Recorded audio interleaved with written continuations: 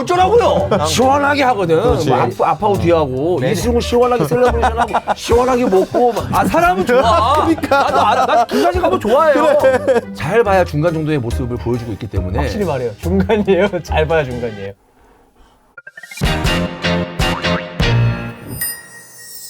네, 여러분 안녕하십니까. 히든풋볼 K 시간입니다. 그럼 이름을 생각 안 하고 왔습니다.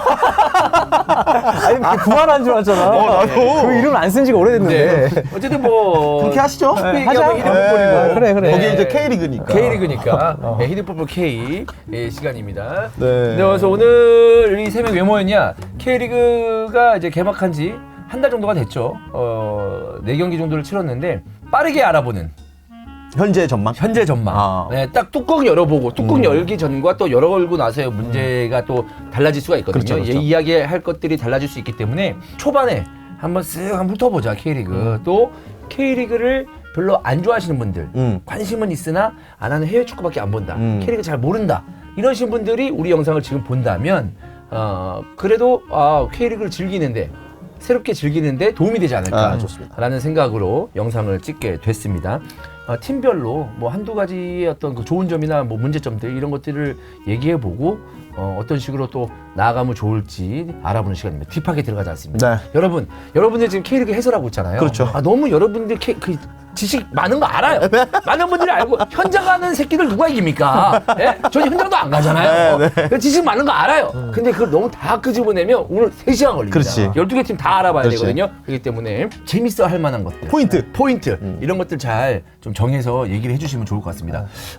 이 얘기를 먼저 하고 지나가야 될 것 같습니다. 김한 기자가 다시 JTBC에 복귀를 했습니다. 김한 기자요? 김한 해설위원이. 김한 해설위원이. 기자도 6년 전 버전이야. 네. 아니 돌아와줘. 네네. 우리가 얼마나 얘기를 안 했으면. 맞아. 2, 3년 전만 하더라도 사실 해설을 무조건 한 채널에서 해야 되고 시켜주는 것만 해야 되고 뭐 그렇다고 발언권도 없고 이런 상황이었는데 최근에는 뭐 지상파 하신 분들이 케이블도 하시고 뭐 OTT도 하시고 다양하잖아요. 그래서 바뀌면서 저도 그냥 자연스럽게 하게 된 걸로 생각하시면 되지 뭐. 네.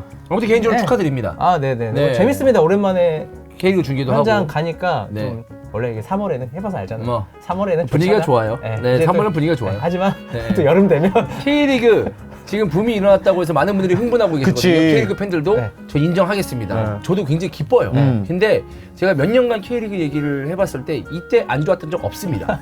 항상 붐이 있었고 뜨거웠어요. 맞아. 개막 후에는. 네, K리그의 목표는 뭐냐면 지금의 붐을 얼마나 오랫동안 맞아요. 가져가느냐가 중요한 맞아요. 거지. 지금의 이런 어떤 그 관심이 새롭다. 와, K리그 진짜 대단한 인기다. 막 이렇게 하는 것보다 길게 가져가는 게 중요해요. 이거를 여름까지 가져가는 방법을 생각을 해야 돼요. 그렇지. 우리가 항상 히든풋볼 하면서 일일비 많이 하잖아요. 저희 옛날에도. 그렇지. 그때 항상 저희 전주련 갔다 오면 뽕 맞고 와가지고 맞아. 야 우리 K리그 진짜 대박이다. 와 진짜. 그러다가 어떻게 했습니까? 5월 되잖아요. 덥고 네. 경기력 떨어지고 네. 다 아시잖아요. 근데 그렇습니다. 올해는 안 그랬으면 좋겠습니다. 그렇습니다. 네. 좀 더 길게 갔으면 좋겠습니다. 자, 그럼 본격적으로 K리그 이야기를 한번 해볼 텐데요. 순위별로 가겠습니다. 현재 순위별로 밑에서부터 올라갑니다. 네. 밑에서부터. 네. 그래야 까꾸로. 그래야 좀 부정적인 얘기를 하다가 마지막에는 우리가 긍정적인 얘기가 끝내는. 근데 네. 첫 팀이 이 팀인 게 충격적인데요? 첫 팀. 지금 현재 승리가 없습니다. 1무 3패 수원입니다. 수원 블루윙스입니다. 수원 삼성 블루윙스입니다. 네. 많은 수원 팬들이 수원 경기가 끝나면 토트넘 경기를 하든 리버풀 경기를 하든 몰려와서 이병근 나가라. 아 그래요? 무조건. 밤에 피해를 할 때? 네네. 이병근 어떡하나요? 우리 수원 어떡하나요? 그것 때문에 중계를 못해요. 네. 그 정도구나. 그럼 저는 이제 항상 얘기하죠. 아유, 기다려 보세요. 아직 4경기밖에 안 했잖아요. 그래서 기다리면 뭐 달라집니까? 다시 채팅이 옵니다. 그럼 내가 뭐라는지 아십니까? 그럼 나보고 어쩌라고. 맞지? 그거 맞지? 맞지. 기다리세요. 그럼 나 어쩌라고요. 기다릴 수밖에 더 있습니까? 네, 이렇게 얘기를 합니다. 어떻게 해야 됩니까? 기다려야 되나? 일단 근데 그게 이제 4경기 만이라고 설명할 수도 있겠지만 이건 이제 작년부터 이어져 온 맞아요. 거고 더 길게 보면 서정원 감독 이후부터 이어져 온 문제예요. 그래요. 예, 이 감독 이야기는 수원에게는 이제 신선한 이야기들이 아니에요. 그러니까 1, 2년의 문제가 아니라 더 길게 보면 서정원 감독 이후로 제대로 꾸준하게 뭔가 팀을 잘 만든 감독들이 없고 서정원 감독 우리 막 세오타임 얘기도 하고 그게 진짜 벌써 5, 6년 전이잖아요.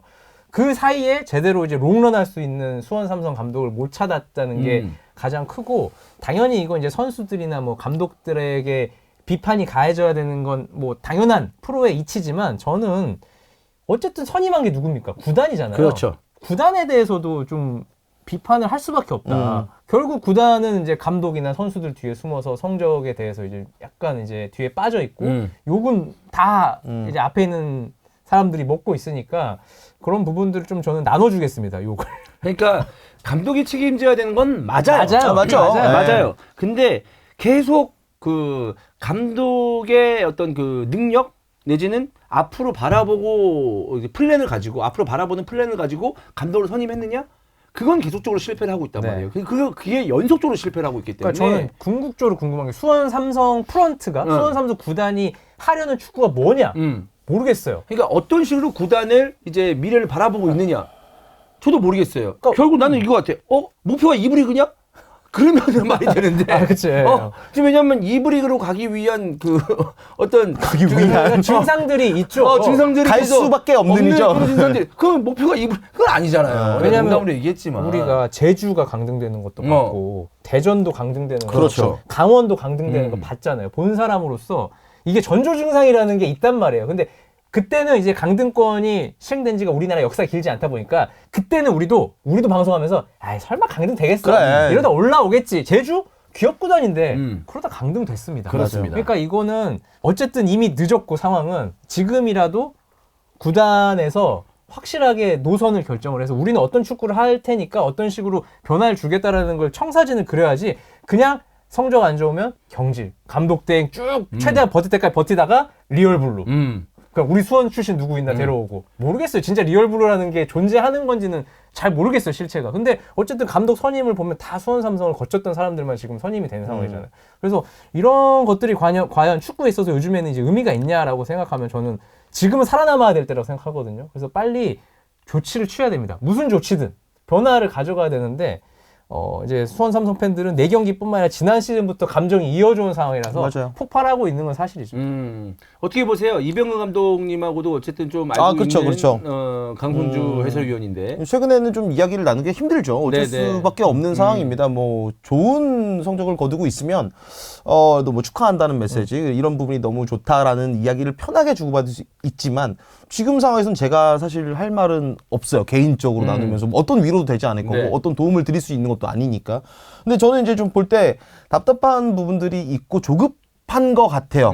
감독님 자체가. 왜냐면 결국에는 공격을 만들어가는 과정에 있어서 뭐 김보경 선수를 필두로 해서 지난 시즌보다 조금 더 창의적인 게 생긴 건 사실이지만 골문이 열리지 않는다라고 했을 때에 오는 선수들의 압박감이나 감독의 초조함은 더해지고 있는 게 사실인 것 같고 그러면서 화살이 당연히 선수 영입에 대한 부분들로 또 갈 수도 있고 이거는 물론 감독과 선수들이 책임을 지는 부분이 있지만 환희 형이 이야기한 것처럼 프론트의 정책이 무엇인지가 정확히 드러나는 이적 시장이었냐라고 봤을 때 저는 아니라고 봅니다. 그러니까 이게 계속 그랬어요. 계속 급급해. 그러니까 사람이 계속 밀리는 거예요. 맞아요. 왜냐면 수원 삼성 성적은 계속 떨어지고 있고 이거 어떡하지 하다가 일단 해보자. 항상 일단 해보자. 해보면 될 거 아니에요. 근데 다 안 됐단 말이에요. 수원 삼성이. 그러면 뭔가 획기적인 변화를 가져가야 되는데 옛날의 영광에 취해서 그냥 안주하고 있는 느낌? 감독도 마찬가지고 프런트도 마찬가지고 이게 수원의 이제 가장 큰 그 문제는 지지를 못 받고 있다는 거예요. 그렇죠. 어느 누구도 지지를 받는 사람이 없어요. 맞아요. 감독도 지지를 받는 사람도 없고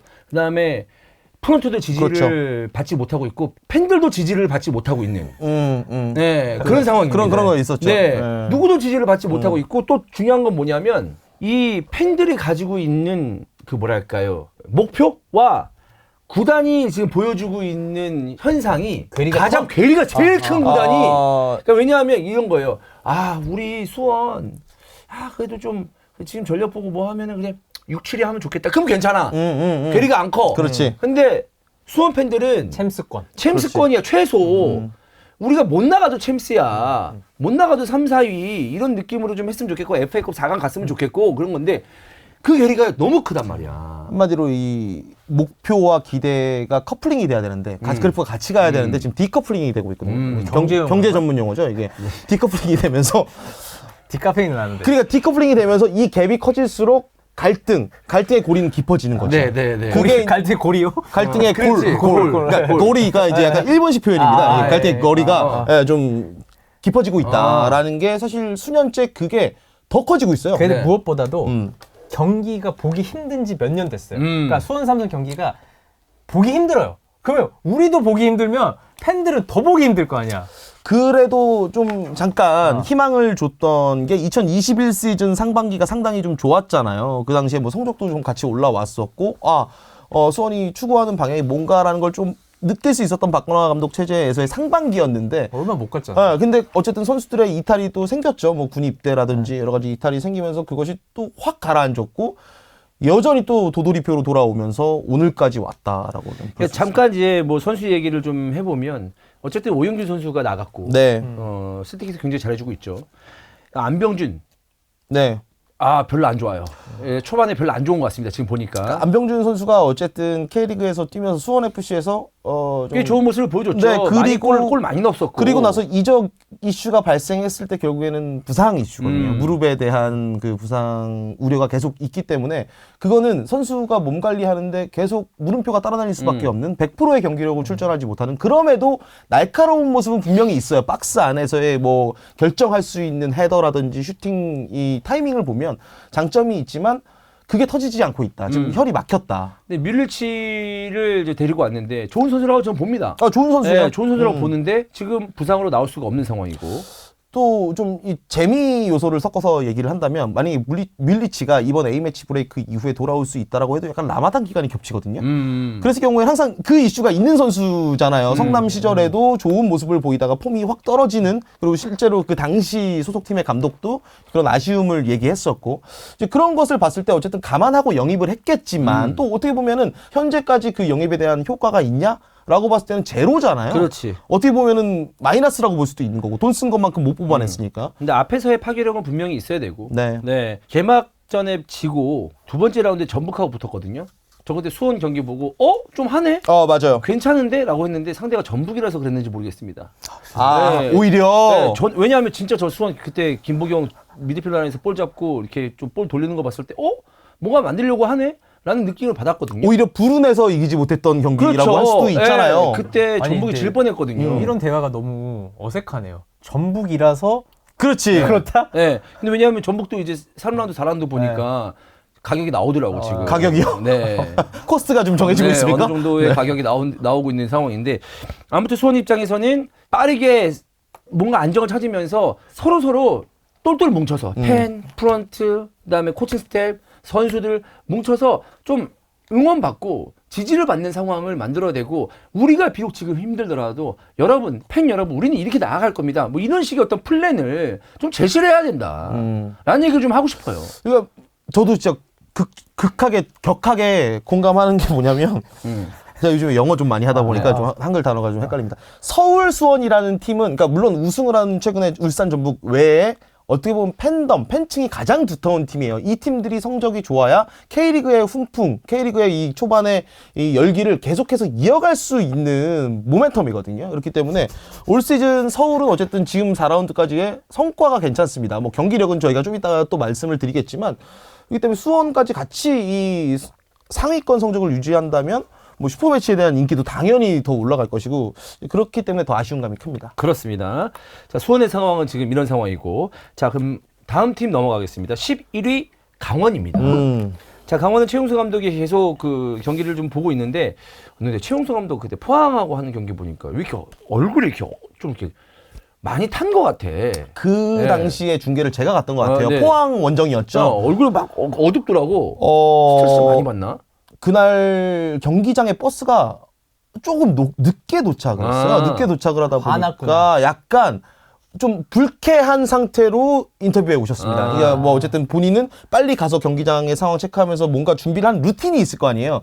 그게 깨진 채로 좀 오지 않았나라는 생각이 들 정도로 약간 좀 그랬었던. 네, 그렇습니다. 최용수 감독은 지속적으로 쓰리백을 쓰면서 경기를 운영하고 있고, 앞쪽에서 뭔가 역습의 시발점이 돼야 되는 뭐 선수 김대원이 있긴 합니다만은 양현준의 부상, 그리고 외국인 선수의 파괴력도 역시 좀 느낄 수가 없는 그런 상황이라고 볼 수가 있겠습니다. 그러니까 뭐 디노가 작년에 큰 부상을 당해서 어떻게 보면 기다려 준 거죠. 네. 약간 로맨스적인 이제 잔류를 선택을 했는데, 거기까지는 좋았는데 이제 그 선수에 대한 확신이 있어야 되는데 사실 겨울부터 약간 소문이 들려오기로 디노가 훈련 때 너무 이제 부진하다라는 얘기가 있었고 사실 그때부터 새로 영입을 할 수도 있겠다라는 얘기가 돌았는데 결국 이제 시즌을 개막을 했는데 그게 이제 사실이었던 것 같습니다. 막상 뚜껑을 열어보니까 만족스럽지 않는 퍼포먼스를 보여줬고 사실 근데 지금 와서 뭔가를 바꾸기엔 너무 늦은 선택이잖아요. 동계를 같이 했기 때문에. 그렇죠. 예, 그래서 뭐 벌써부터 뭐 알아본다는 얘기도 있긴 한데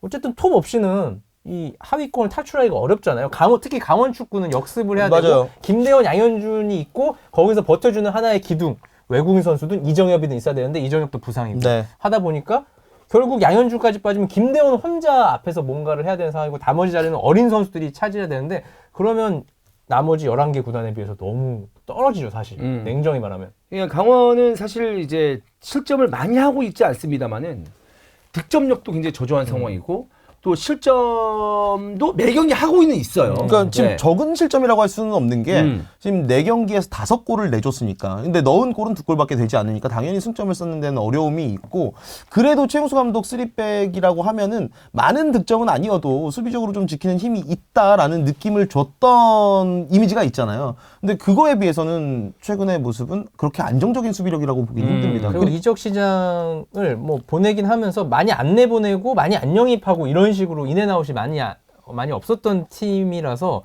뭐 어떤 분들은 그래도 나쁘지 않다고 볼 수 있지만 저는 좀 불안감이 분명히 있었거든요. 작년에 아쉬운 포인트들이 되게 많았던 네. 상황이고 이걸 완성시키려면 좋은 선수를 영입해야 되는데 뭔가 딱 꽂히는 영입은 거의 없었던 것 같아요. 이번 겨울에. 네. 거기에다가 뭐 한국영 선수가 결국에는 지난 시즌은 좀 부상 후유증이라고 하는 게 맞는 것 같아요. 많이 뛰지 못했고 그러니까 올해는 좀 그래도 한국영 선수 역할을 해줬으면 하는 바람이 클 텐데 이번 시즌 사실 동계훈련을 100% 제대로 참여하지 못하다 보니까 지금 한국영의 경기력도 상당히 한국영이라는 기대치에 비해서는 실망스럽다라고 볼 수 있는 중원이거든요. 그렇기 때문에 중원 싸움과 최전방에서 이 타겟형 스트라이커로서의 스크린 플레이가 전혀 되지 않으니까 오히려 양현준과 김대원 선수도 도움을 받지 못하면서 포인트가 좀 나오지 않는 이 상황들이 계속되고 있습니다. 네, 그럼 외국인 선수가 그럼 디노 빼고 공격으로 쓸 수 있는 선수가 이제 갈레고.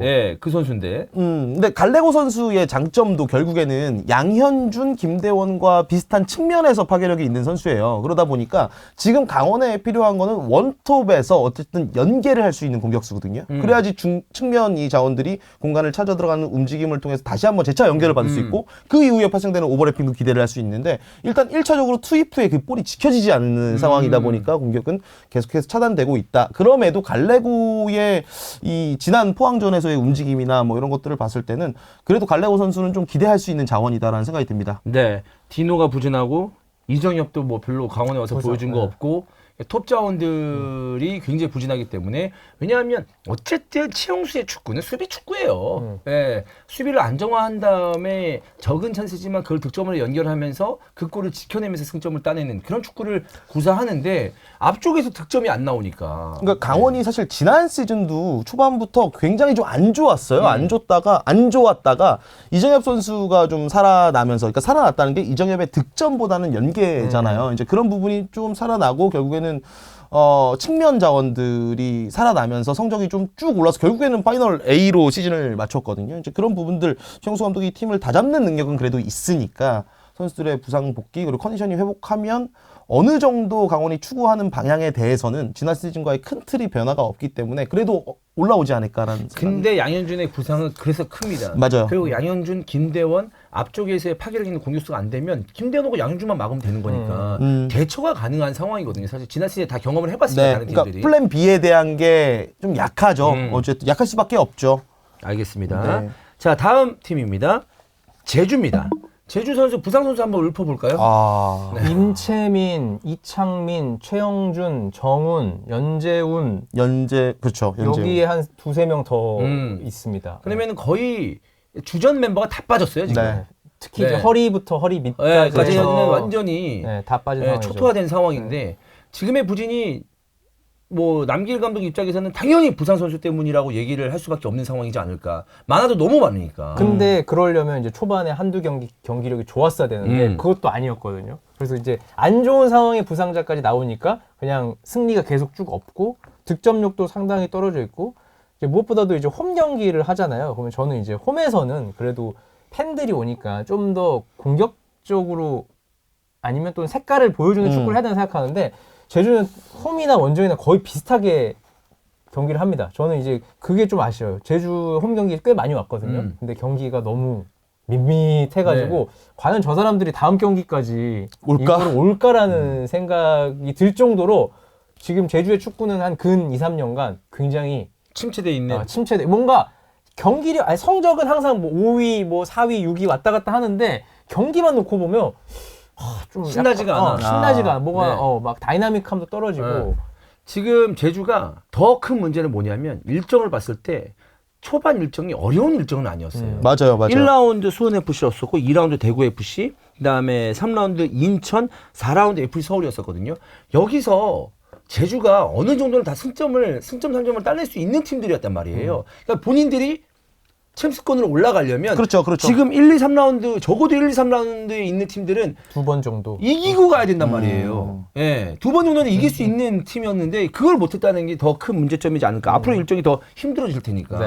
근데 사실 부상자를 이제 얘기를 하면 다른 팀도 다 부상자 있습니다. 사실 뭐 감독들이 항상 뭐 누구 다쳤고 누구 몸이 안 좋은데 억지로 뛰고 있고 뭐 이런 게 있기 때문에 뭐 핑계로 볼 수밖에 없고 전술이 되게 이제 좋았는데 선수가 부상당하면 당연히 팬들도 그럴 수 있겠다는 생각이 들지만 지난 시즌부터 제주의 경기력이 되게 떨어지는 상황이었고 여기에 이제 재계약이 발표가 되면서 약간 이제 의구심도 있었거든요. 어쨌든 챔피언스 리그 나가지 못한 건데 상황 속에서 재계약을 하게 돼서 약간 물음표도 있고 사실 근데 항상 그 논란들이 있잖아요. 감독과 선수 사이에 잡음이 계속 나오는 팀이 그렇죠. 맞잖아요. 네, 그거는 네. 사실 남길 감독 본인도 인정을 하고 특히 이번 겨울에는 그거를 좀 수습하는데 되게 중점을 뒀죠. 네, 중점을 두고 인터뷰도 항상 선수들도 좋아지고 있다. 감독도 우리도 이제 뭐 회복하고 있다. 어쨌든 관계 회복을 하는 와중에 확실한 관계 회복을 하려면 결국 이겨야 되거든요. 그렇죠. 이게 또 이기지 못하면 감독과 선수, 감독과 코칭 스태프의 간극은 더 멀어질 수가 다시 있지. 벌어질 수, 이건 어쩔 수 없어요. 축구단 특성상. 그래서 그런 부분들이 상당히 우려가 됩니다. 뭐 남길 감독의 능력, 선수들의 능력, 부상 이게 중요한 게 아니라 이게 좁혀지고 있다가 성적이 안 나면 결국 거기서 멈춘단 말이에요. 그래서 그 분위기가 엄청 다운돼 있을 확률이 상당히 높기 때문에 그 부분은 심히 걱정이 됩니다. 그래서 지난 시즌에 남길 감독을 가장 좀 스트레스 받게 했던 윤빛가람이 나갔고, 네, 그리고 주민규, 제르소도 나갔습니다. 맞아요. 근데 이거는 사실 뭐 관계를 떠나서 주요 자원들이 쭉 빠진 건 맞아요. 그러니까 물론 새로운 외국인 공격수들이 들어왔다라고 하지만 결국에는 그 새로운 외국인 공격수들에게 가장 물음표를 던질 수밖에 없는 게 결국에는 K리그에서의 적응력과 그 팀이 추구하는 축구에 대한 이해도 뭐 이런 부분이잖아요. 근데 유리 조나탄 뭐 그리고 이런 선수들이 헤이스는 광주에서 일단은 뭐 검증이 된 선수긴 하지만 제르소와 주민규가 보여줬던 그런 파괴력에 비한다면 지금까지는 만족할 수 있는 상황은 아니다. 아니죠. 네. 게다가 주민규가 1위 팀 울산에 가서 지금 말도 안 되는 활약을 하고 있죠. 어쨌든 주전 선발로 지금 뛰고 있다는 걸 보면 제주는 작년에 잠깐 주민규를 안 썼단 말이에요. 후반에 10분, 안 썼어요. 10분 쓰고 5분 쓰고 하는 상황이 있어서 그러면 당연히 물음표가 던져질 수밖에 없죠. 그렇죠. 왜 주민규 그때도 약간의 좀 불편한 이야기가 있었잖아요. 이야기가 나오긴 네. 했었거든요. 주민규 선수가 대놓고 티낸 건 아닌데 은연중에 이제 나왔죠. 그런 게. 나왔긴 했죠. 상황들이. 그래서 이런 게 맞물리면서 확실히 전력이 강화됐다고 보기엔 좀 어려울 것 같아요. 부상자까지 속출을 하면서. 어쨌든 팀 분위기는 바뀔 수가 있고 또 부산 선수가 복귀하면 나아질 수도 있는 가능성이 있는 제주지만 적어도 이번 시즌에는 그런 얘기 나오면 안 됩니다. 남길 감독과 누가 또 그렇다더라. 저렇다더라. 그치. 이런 얘기가 이제 이제는 나오면 안 안 돼요. 되죠. 이제 한 번만 더 나오면 이거는 그냥 그거 확정이야. 그냥 관계 안 좋은 거 확정이기 때문에 이거는 감독도 리스크 관리를 잘해야 되고 그렇습니다. 선수들도 어쨌든 분위기 좋게 이어가려면 잘 이제 맞춰서 하기로 했으면 해야 되고 이런 게 좀 필요할 것 같습니다. 단합이 좀 필요할 것 같습니다. 네, 좋습니다. 자, 다음 팀입니다. 수원FC입니다. 이승우 선수가 퇴장을 당하면서 계속 경기에 못 나왔는데 그러면서 수원도 최근 경기에서 지고 말았습니다. 수원 같은 경우에는 어쨌든 수원 더비에서 승리를 했죠. 승리를 했었고 그것 때문에 수원 삼성 블루위즌스 팬들이 더 화가 나고 그렇죠. 지금 뭐 대전한테도 완전 졌고 더비 경기에서도 지고 하면서 막 버스 맞고 그런 거 아니에요. 그렇죠. 네, 그랬는데 수원 FC는 지금의 행보를 봤을 때 또 경기 내용적으로 봤을 때는 뭐랄까 이렇게 말하면 좀 수원 FC 팬들에게 실례일 수도 있겠으나 수원 FC 다운 약간 좀 어떤 그런 느낌? 그러니까 대단히 좋거나 뭐 대단히 나쁘거나 이런 느낌이 안 드는. 그러니까 꾸준하진 않지만 네. 어쨌든 한 3-4경기 하면 한 번 정도는 이기고 즐거운 네. 경기를 하는 네. 느낌으로 가고 있고 일단 또 질만한 팀엔 또 시원하게 지고. 네, 뭐 이런 거 있잖아요. 시원하게 지고. 그런 질 느낌. 때도. 네. 그러니까 그렇죠. 약간 그런 느낌. 뭔가 이제 평가하기에는 조금 애매한 부분이 있어요. 들쭉날쭉함이 커. 근데 재밌는 축구를 하는 팀이라는 인식은 어쨌든 지난 시즌에 보여주긴 했잖아요. 그러니까 확실히 캐릭터 있는 선수들이 네. 있어서 그런 네. 것 같아요. 곳곳에. 그런 부분들은 확실한 것 같아요. 근데 저는 김건웅 선수의 이탈이 그러니까 김건웅 선수 결국에 전북으로 이적을 했잖아요. 김건웅 선수가 수원FC에서 했던 역할은 사실 공격수들의 재밌음에 우리가 포커스를 좀 맞출 수 있잖아요. 이승우, 네. 뭐 라스 이런 시원시원한 골 결정력과 셀러브레이션을 보여주는. 하지만 김건웅 선수의 역할은 뭐 3백에서의 리베로 아니면 4백 형태에서의 수비형 미드필더 역할까지 저는 이거 커버하기 쉽지 않다라고 올 시즌 개막 전에도 생각을 했었거든요. 근데 역시나 김건웅 선수의 역할을 대체할 선수가 누군가라는 물음표는 저는 최근 수원FC를 보면서 계속 들고 있습니다. 예, 수원 FC는 정말 그 확실해요. 뭐가 확실하냐면 지난 시즌에 63골을 실점했거든요. 네. 근데 수원 FC보다 더 많이 실점한 팀은 단 한 팀, 강등당한 성남밖에 없습니다. 네. 그냥 실점이 많은 팀이긴 해요. 그러니까 시원하게 진다는 표현이 맞아요. 많은지. 그래서 그 경기 봤을 때 뭔가 뭐 되게 지루하진 않아요. 맞아. 뭔가 발생해, 이슈가. 이번 울산전에서도 골 먹어버리고 후반전 바로 빼고 바꿔가지고 이렇게 하더라고요. 그러니까 그런 느낌은 좋은데 수비적인 안정감은 확실하게 둘 필요는 있다. 수비진의 안정감이 확실히 떨어지죠. 네, 수비진 안정감은 진짜 많이 떨어집니다. 그리고 골키퍼도 계속 지금 어쨌든 지금 있는 선수들이 다 주전급 선수들이란 말이에요. 박배종, 이범영, 노동건 이러니까 뭐 박배종이 경기 시즌 전에는 1번 같았을 때 부상인 것 같고 뭐 이범영도 나오다가 이제 노동건으로 다시 나오고 하다 보니까 그런 어쨌든 안정감이 떨어져요.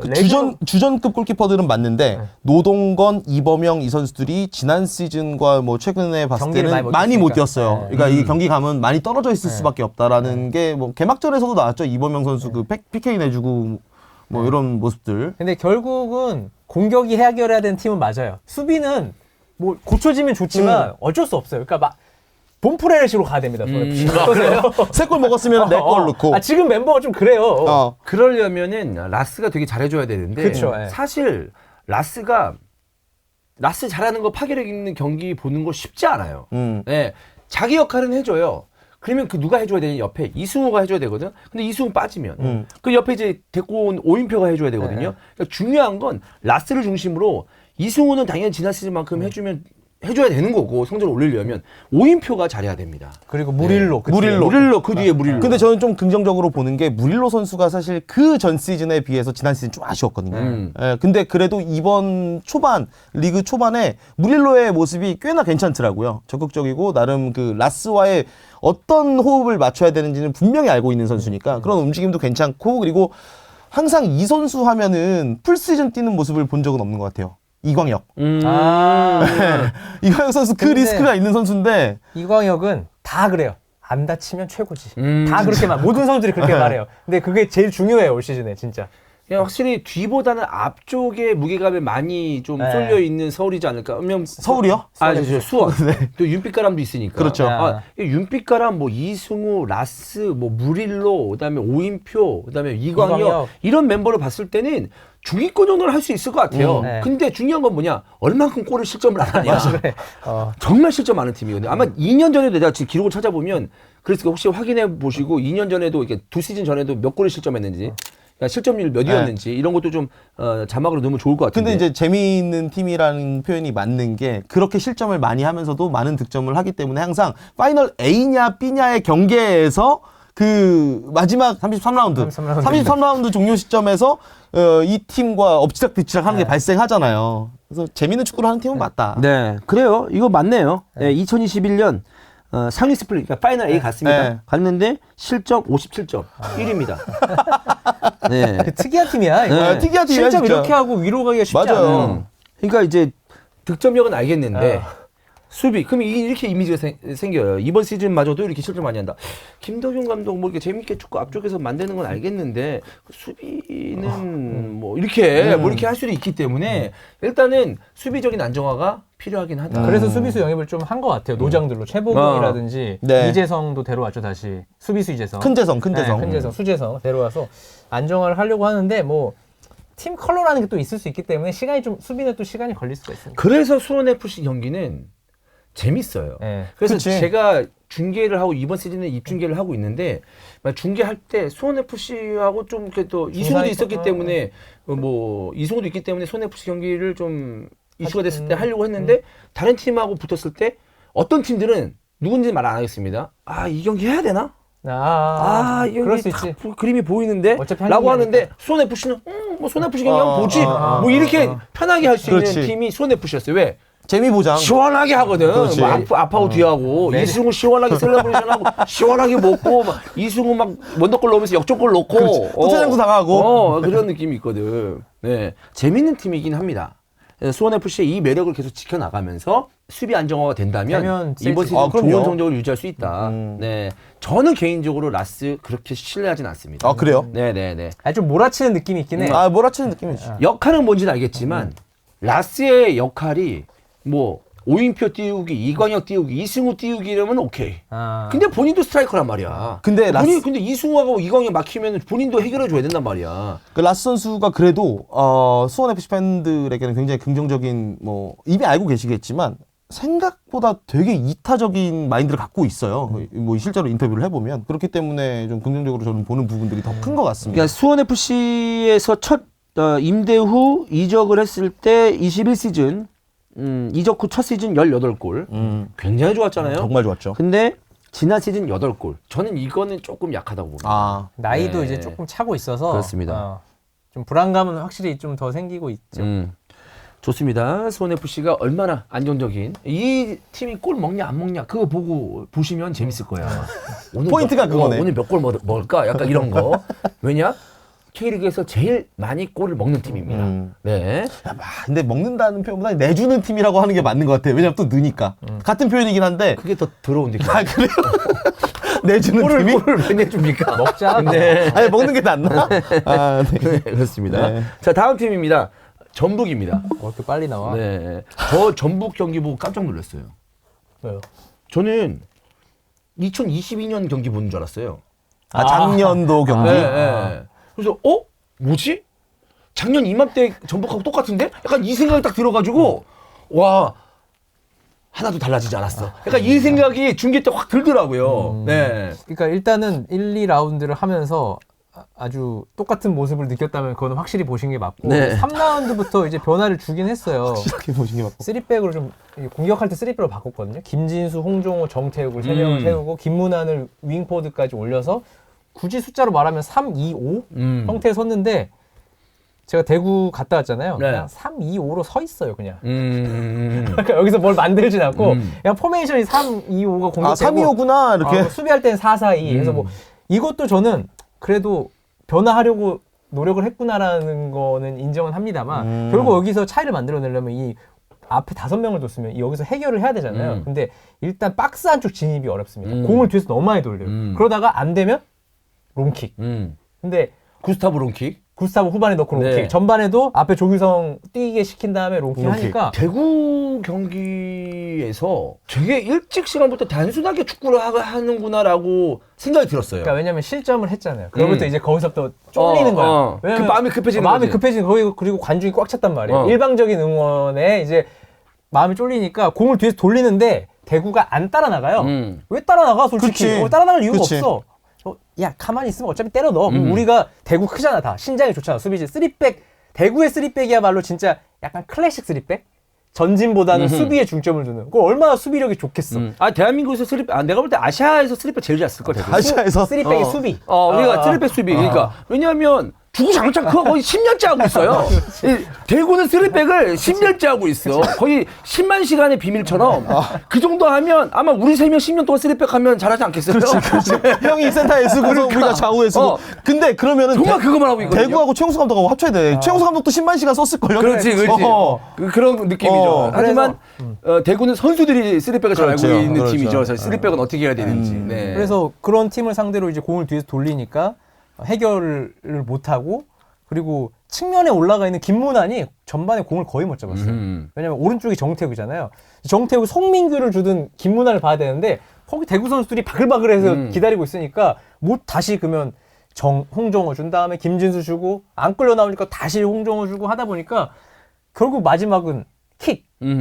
그러면 대구는 땡큐 하면서 걷어내고 역습 우르르 올라가고. 물론 이제 구스타보가 위력적인 선수이기 때문에 그게 잘 먹혔어요. 먹혔는데 그게 잘 안 먹히는 팀은 전북은 매우 답답해지고 그리고 구스타보가 능력이 많은 선수인데 그렇게 단순하게 쓰는 이유를 저는 잘 모르겠어요. 그러니까 게다가 구스타보를 선발로 쓰지 않고 지금 후반 한 20분 그렇죠. 넣잖아요. 그럼 네. 결국 후반 20분부터 구스타보가 할 수 있는 역할들은 단순해진단 그렇죠. 말이에요. 제한적이죠. 네. 그렇다고 뭐 사실 뭐 조규성이랑 구스타보를 어떻게 쓸 것인가에 대한 플랜을 좀 더 확실히 짤 필요는 있어 보여요. 조규성도 좋은 선수고 구스타보도 좋은 선수니까. 그러니까 전북은 좀 아쉬운 게 뭐냐면 여러 가지로 팀이 성적이 나지 않고 있고 내용적으로도 물론 이제 지난 시즌에 뭐 2위까지 가고 그것도 대단한 성적이긴 합니다만은 전북의 목표는 그게 아니잖아요. 근데 여러 가지로 좋은 선수들이 더 많이 각광을 받아야 되는데 그렇지 못해서 좀 아쉽습니다. 왜냐하면 지금 사실 월드컵 끝나고 바로 이어지는 첫 시즌인데 조규성은 사실 더 이슈가 돼야 돼요. 근데 지금 하나도 안 되고 있잖아. 팀이 못하니까 사실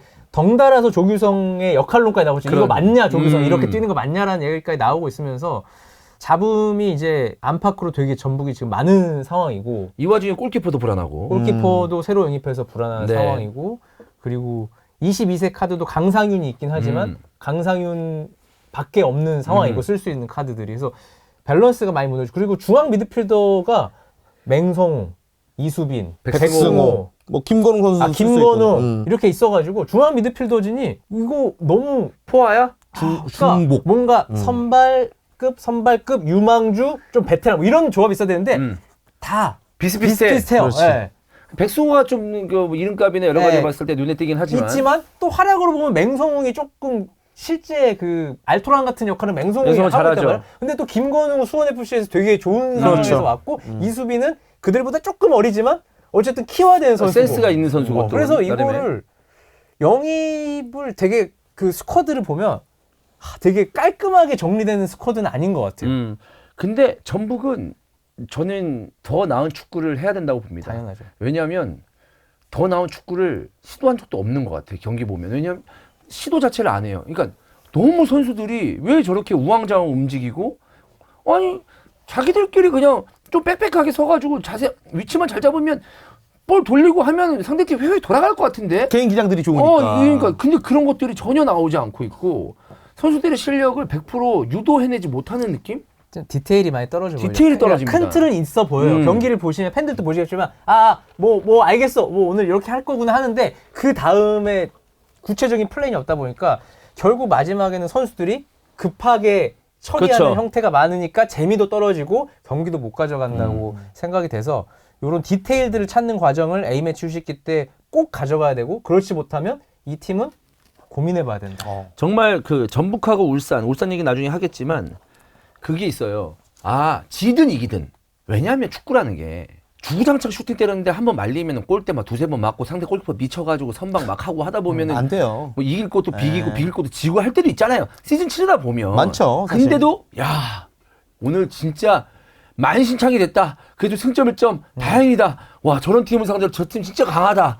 우리 이제 꾸역꾸역 승점 1점 따냈다.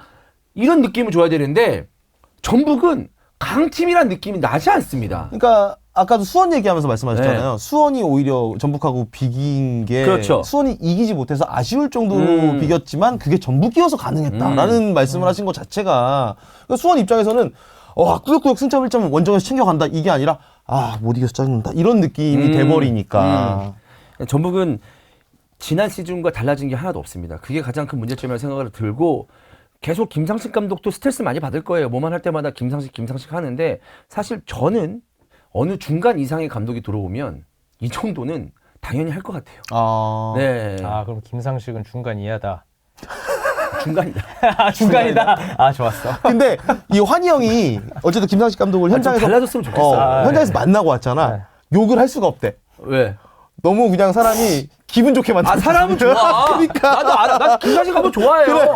뭐 인터뷰하고 사람이 좋아. 나는 지금 여러분 제가 지금 여기서 뭐 이병근 감독 뭐 사람 팬들한테 욕 먹고 있다 남길 감독 선수하고 뭐 이렇게 좋다. 저는 그 사람이 싫어서 그런 건 아니에요. 있는 사실 팩트 가지고 제 일을 하고 있는 겁니다. 그렇지, 여러분. 그렇지. 오해하지 마십시오. 그래서 김상식 만나면 다 좋아. 네, 다 좋아요. 근데 김상식 감독 지금 보여준 거 진짜 중간이다. 예. 팀은 1위를 바라고 있는데 밑에 감독은 지금 보여주는 모습은 잘 봐야 중간 정도의 모습을 보여주고 있기 때문에 확실히 말해요. 중간이에요. 잘 봐야 중간이에요. 근데 지난 시즌 2위 했잖아요.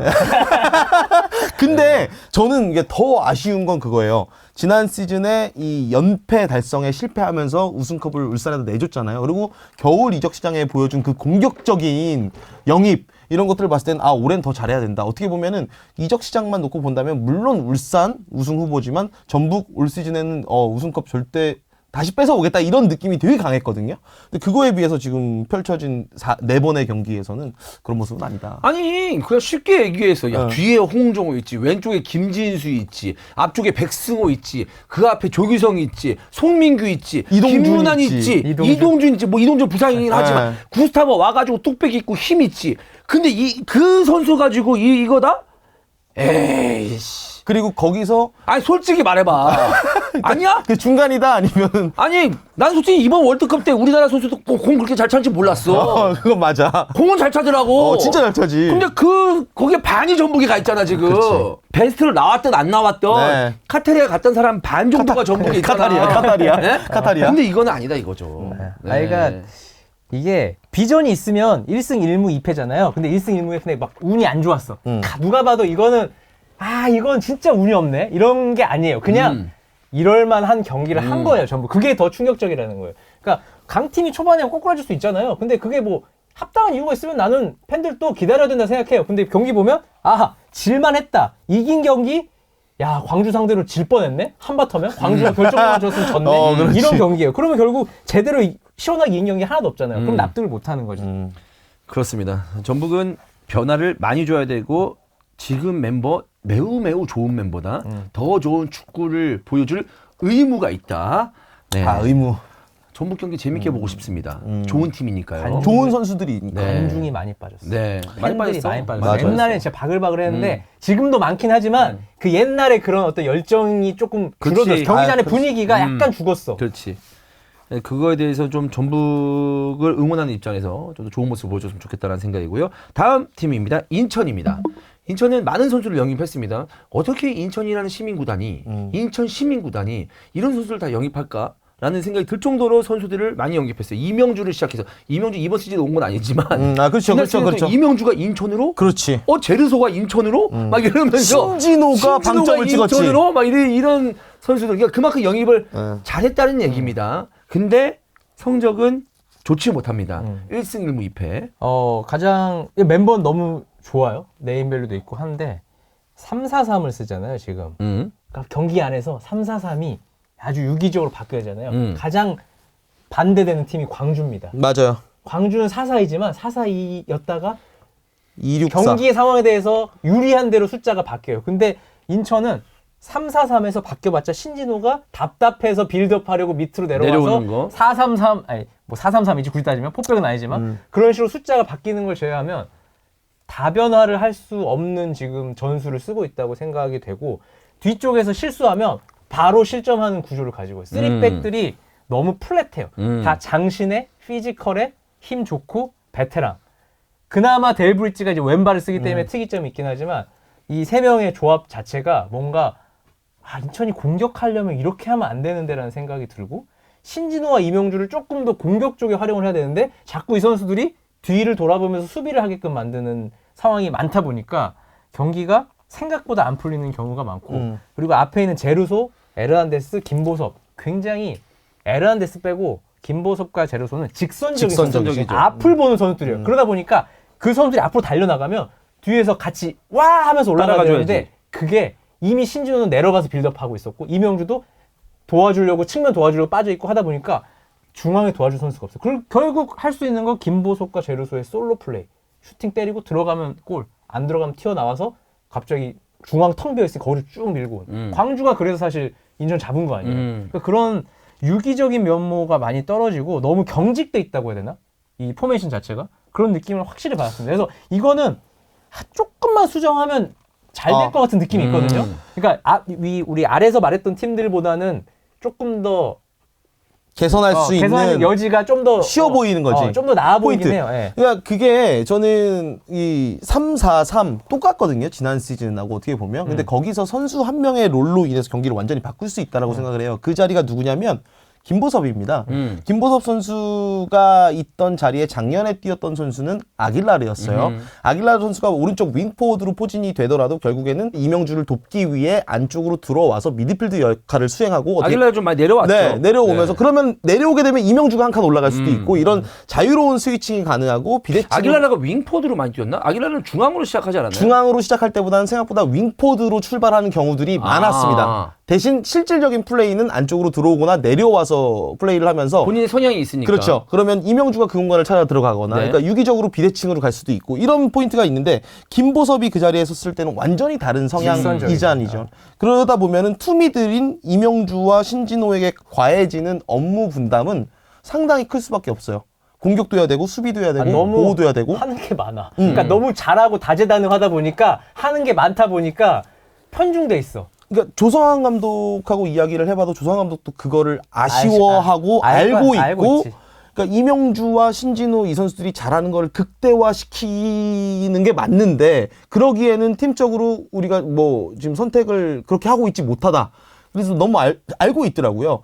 그렇기 때문에 뭐 수비 가담도 해야 되고 수비 후방에서 빌드업 했을 때 뭐 미드필더에서의 장점을 발휘해야 되는데 그렇지 못하다는 아쉬움을 사실 그래서 저는 제가 중계를 갔었잖아요. 광주하고 인천 경기에서 하프타임에 뭔가 좀 대대적인 변화가 있을 줄 알았어요. 전반전에 압도당했기 때문에. 근데 좀 변화가 없었다라는 게 좀 더 아쉽게 하는 포인트 그러니까 아닌가? 감독들이 원래 3월 달에는 2월부터 3월 달에는 되게 보수적으로 운영합니다. 그러니까 동계 때 한 달 동안 두 달 동안 한 거를 바꾸는 게 쉽지 않아요. 왜냐면 그건 바꾸면 결국 자기의 생각을 바꿔야 되고 선수한테 그거를 그치. 내가 실수했다라고 인정을 해야 되는 거기 때문에 이게 생각만큼 쉽지 않아요. 그러다 보니까 일단 A매치 출시키까지 해봐야지. 쭉 하는 겁니다. 그래서 지금 우리가 다 계속 아래 팀들이다 보니까 비판을 하고 있잖아요. 근데 A매치 출시키 때 변하는 감독과 그냥 안 돼도 계속 그거 그렇지. 하는 감독의 격차가 4월 달에는 분명 벌어질 거예요. 근데 뚝심 있게 밀고 나가다 잘 되는 경우도 있잖아요. 그런 경우도 있어요. 그래서 정답은 없어. 정답은 없어. 없기 때문에. 오케이. 근데 그렇기 때문에 막 이제 팬들은 내 경기 보고 아, 왜 변화 안 주냐. 이거 이렇게 되는데 왜 안 바꿔라 하는데 어쨌든 그 감독들의 어떤 그런 어떤 습성을 생각해 봤을 때 안 바꾸는 게 아예 이해 안 되진 않는다. 근데 인천 그 얘기도 있었어요. 그러니까 인천이 지난 시즌은 굉장히 좋은 모습을 많이 보여줬었는데 지난 시즌에 조성환 감독과 어떤 그 코치와의 어떤 그 호흡이 좋아서 뭐 그런 어떤 그 좋은 경기력도 나왔다라는 얘기도 있었지만 그 코치가 나갔다. 그렇기 때문에 인천이 좀 불안하다. 이런 얘기도 시즌 전에 있긴 했었거든요. 그 코치에 대한 부분은 김영근 코치. 김영근 코치인데 좀 알고 있나요? 개인적으로 뭐 사담을 나누거나 통화를 하고 그런 사이는 아닙니다만 하여튼 좋은 평가를 받고 있었죠. 그리고 환희 형하고 저하고 좀 놀랬던 포인트가 있어요. 조성환 감독이 되게 좀 강해 보이는 스타일이잖아요. 근데 만나서 이야기해보면 뭐 말씀도 잘해주시고 뭐 전술적인 이야기도 많이 해주시는데 조성환 감독이 인천의 감독 지휘봉을 잡고 나서 처음에 김영근 코치가 동행하진 않았었어요. 근데 다른 거 필요 없고 나 이 코치는 데리고 올 수 있게 해줘라. 이 사람은 필요한 존재다라고 어떻게 보면 자기의 부족함을 인정하면서 구단에다가 이야기를 했는데 와 조성환 감독이 그런 스타일을 갖고 있구나, 그런 성향이 있구나라고 해서 되게 열린 사람이구나라는. 전 남자답다고 생각했어요. 왜냐면 내가 부족한 게 있어서 이 코치는 전술적으로 필요하다. 내가 해서 내 부족한 걸 이 사람이 메울 거다라고 해서 아주 케미도 좋았고 선수들도 김영근 코치에 대한 의견을 굉장히 지지를 많이 했어요 지난 시즌에. 근데 이제 올 시즌에 이 코치가 빠지면서 이제 다른 코치가 문제가 있다는 게 아니라 어쨌든 이 사람이 나간 거잖아요. 중요한 코칭 스텝 중에 한 명이 나간 거죠. 그렇죠. 거기서 오는 공백을 좀 지켜봐야 알겠지만 있을 수밖에 없죠. 초반에는. 왜냐면 이제 결국 아이디어 싸움이잖아요. 이걸 어떻게 그치. 포메이션 어떻게 디자인하고 맞아. 움직임을 가져가느냐 코칭 스태프끼리 회의를 하는데 어쨌든 입 하나가 빠진 거잖아요. 좋은 아이디어를 많이 내던 입이 빠졌으니까 당연히 나머지 멤버끼리 하면 아이디어가 하나가 줄어들겠죠. 그러면 선택할 수 있는 선택지가 줄어들잖아요. 그런 부분에서 문제가 오는 거예요. 혹시 빠진 이유가 뭔가요? 힘들어서 그냥 내가 이거 뭐막 마찰이 있거나 그런 건 그런 건 아닌 것 아니야. 같습니다. 아. 네. 다른 팀으로 가셨어요. 아래 하부 리그로. 네. 뭐 3부인가 4부 어디 팀으로 가셨어요. 네. 네. 이게 뭐 환희 형이 얘기한 전술적인 부분에 대해서 아이디어를 낼 수 있는 입이 하나 없어진 거잖아요. 이제 그런 포인트도 있지만 이것도 있을 것 같아요. 올 시즌부터는 어쨌든 스포츠 사이언티스트가 벤치에 착석할 수 있고 실제로 전력 분석에 대한 내용을 바로바로 감독한테 피드백을 전달할 수 있잖아요. 이때 그거에 대해서 내용을 좀 자세하게 얘기해 주시죠. 스포츠 사이언티스트요? 네. 스포츠 전술 그 분석하는 네네. 요원들이 벤치에 이제 공식적으로 착석을 할 수 원래 안 됐었잖아요. 원래 안 됐었죠. 네. 올해부터 이제 K리그 바뀌는 상황이죠. 전자기기 착용만 가능했었어요. 네네. 이 전자기기를 착용하면은 뭐 보통 코치들 중에 한 명이 인이어 끼고 있잖아요. 맞아요. 그러면 전력 분석관으로부터 뭐 얘기 나누고겠죠. 그런데 이제 공식적으로 벤치에 그 분석하는 사람과 그런 거를 설계하는 사람이라고 하면 좀 이상하죠. 보고할 수 있는 사람이 앉게 되니까. 네네네. 그래서 경우에 코칭 스텝 뭐 감독이 아니어도 뭐 김영 코치한테 전달했을 때 김환이 갑자기 감독님한테 이거 이렇게 하니까 바꾸고 싶으시오. 강성주가 하는 것과 수석 코치 자기가 신뢰하고 있는 사람이 하는 거는 신뢰도가 다르잖아요. 그렇지, 그럴 수 있죠. 그런 차이가 좀 있지 않았을까라는 생각도 듭니다. 알겠습니다. 인터를 좀 지켜보겠습니다. 또 변화를 좀 꾀해야 되지 않을까. 멤버가 나쁘지 않기 때문에 조합을 잘 했으면 좋겠고요. 올 시즌은 아시아 무대 같이 병행해야 되니까 그렇지. 더 잘해야 돼요. 그렇습니다. 자, 대구입니다. 야, 대구는 정말 아직도 세징야 에드가야.